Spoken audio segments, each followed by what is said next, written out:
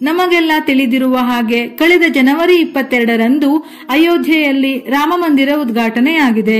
ದೇಶಾದ್ಯಂತ ಭಕ್ತರು ಅಯೋಧ್ಯೆಗೆ ತೆರಳಿ ಬಾಲರಾಮನ ದರ್ಶನ ಪಡೆಯುತ್ತಿದ್ದಾರೆ. ಈ ಖುಷಿ ಕ್ಷಣಗಳ ನಡುವೆ ಸಂಭ್ರಮವನ್ನು ದುಪ್ಪಟ್ಟು ಮಾಡಲು ಶ್ರೀರಾಮನವಮಿ ಹಬ್ಬ ಕೂಡ ಬರುತ್ತಿದೆ. ಪ್ರತಿ ವರ್ಷ ಚೈತ್ರ ಶುದ್ಧ ನವಮಿಯಂದು ಶ್ರೀರಾಮನವಮಿಯನ್ನು ಆಚರಿಸಲಾಗುತ್ತದೆ. ಈ ವರ್ಷ ಶ್ರೀರಾಮನವಮಿ ಹಬ್ಬವು ಹೆಚ್ಚು ವಿಶೇಷವಾಗಲಿದೆ. ಹಲವು ವರ್ಷಗಳ ಪರಿಶ್ರಮದ ಫಲವಾಗಿ ರಾಮನ ಜನ್ಮಸ್ಥಳವಾದ ಅಯೋಧ್ಯೆಯ ರಾಮ ಮಂದಿರದಲ್ಲಿ ಬಾಲರಾಮನ ಜನನವಾಯಿತು, ಅಂದರೆ ಪ್ರತಿಷ್ಠಾಪನೆ ಆಯಿತು. ಅದಕ್ಕಾಗಿಯೇ ಈ ವರ್ಷ ಶ್ರೀರಾಮನವಮಿ ಆಚರಣೆಯನ್ನು ಇನ್ನಷ್ಟು ಅದ್ದೂರಿಯಾಗಿ ನೆರವೇರಿಸಲು ಸಕಲ ಸಿದ್ಧತೆಗಳು ನಡೆಯುತ್ತಿವೆ. ಶ್ರೀರಾಮನವಮಿ ಯಾವಾಗ? ನವಮಿ ತಿಥಿ ಸಮಯ ಏಪ್ರಿಲ್ 16 ಮಂಗಳವಾರ ಮಧ್ಯಾಹ್ನ 1:23 ಆರಂಭವಾಗಿ ಏಪ್ರಿಲ್ 17 ಬುಧವಾರ ಮಧ್ಯಾಹ್ನ 3:14 ಮುಕ್ತಾಯವಾಗುತ್ತದೆ. ಶ್ರೀರಾಮನವಮಿಯನ್ನು ಏಪ್ರಿಲ್ 17 ಬುಧವಾರ ಸೂರ್ಯೋದಯ ತಿಥಿಯ ಆಧಾರದ ಮೇಲೆ ಆಚರಿಸಲಾಗುತ್ತದೆ.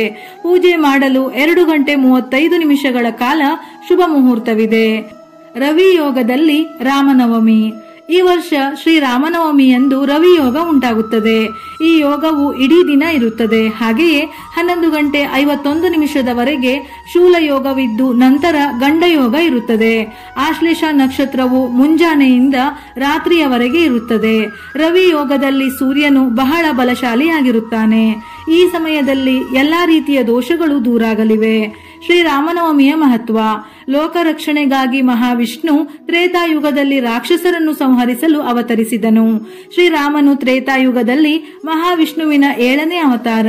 ದಶರಥ ಮಹಾರಾಜ ಕೌಸಲ್ಯಾದೇವಿಯ ಮಗನಾಗಿ ನವಮಿ ತಿಥಿಯಂದು ಶ್ರೀರಾಮನು ಜನಿಸಿದನೆಂದು ಪುರಾಣಗಳು ಹೇಳುತ್ತವೆ. ನಂತರ ಅದೇ ದಿನ ಸೀತಾರಾಮರ ಮದುವೆ ನಡೆದಿತ್ತು ಎನ್ನಲಾಗಿದೆ.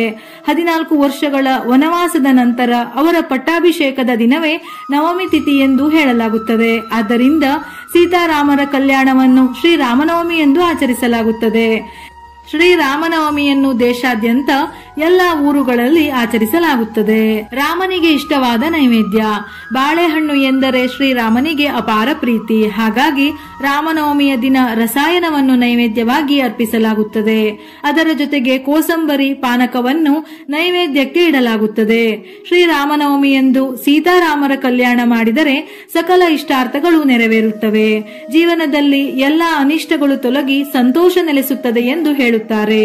ಶ್ರೀರಾಮನನ್ನು ನಾವೆಲ್ಲ ದೇವರೆಂದು ಪೂಜಿಸುತ್ತೇವೆ. ಆದರೆ ರಾಮನು ದೇವರ ಸ್ಥಾನದಲ್ಲಿದ್ದರೂ ಮನುಷ್ಯನ ಅವತಾರದಲ್ಲಿ ಮನುಷ್ಯರು ಎದುರಿಸುವ ಎಲ್ಲಾ ಕಷ್ಟಗಳನ್ನು ಅನುಭವಿಸಿದರು. ಮನುಷ್ಯ ಹೇಗೆ ಬದುಕಬೇಕು ಎಂಬುದನ್ನು ಶ್ರೀರಾಮ ತೋರಿಸಿಕೊಟ್ಟಿದ್ದಾನೆ. ರಾವಣನನ್ನು ಕೊಂದು ಧರ್ಮವನ್ನು ಕಾಪಾಡಿದ ಮಹಾಪುರುಷ ಆತ.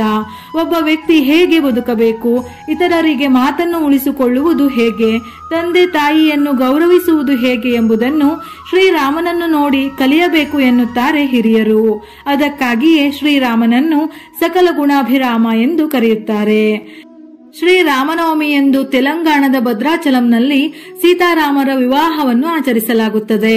ಈ ಸಮಾರಂಭವನ್ನು ಕಣ್ತುಂಬಿಕೊಳ್ಳಲು ದೂರ ದೂರುಗಳಿಂದ ಭಕ್ತರು ಆಗಮಿಸುತ್ತಾರೆ.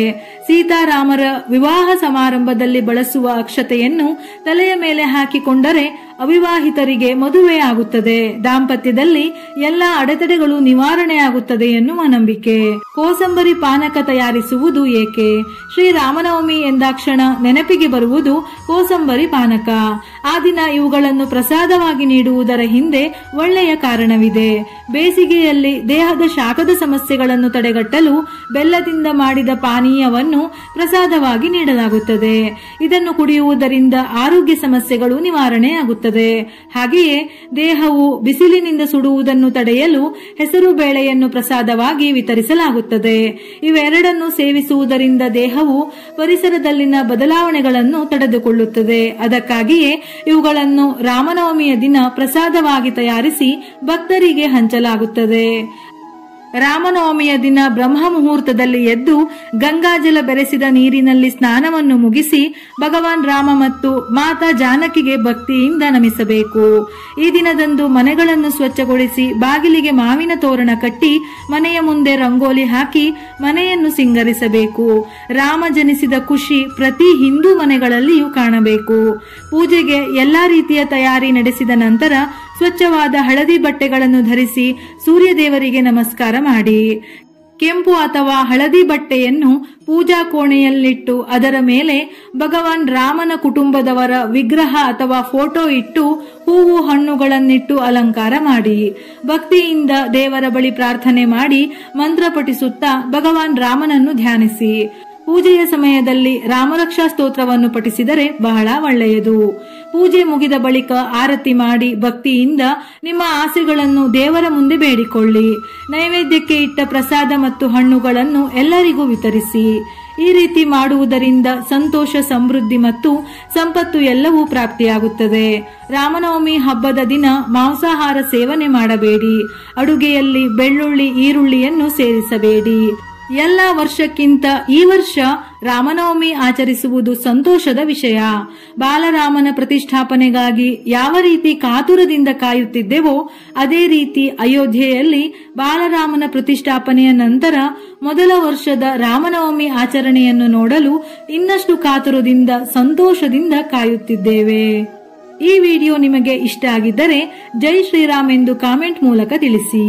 ಇದೇ ರೀತಿಯ ಮನಮುಟ್ಟುವ ಉಪಯುಕ್ತ ಮಾಹಿತಿಗಳಿಗಾಗಿ ಮತ್ತೆ ಭೇಟಿಯಾಗೋಣ.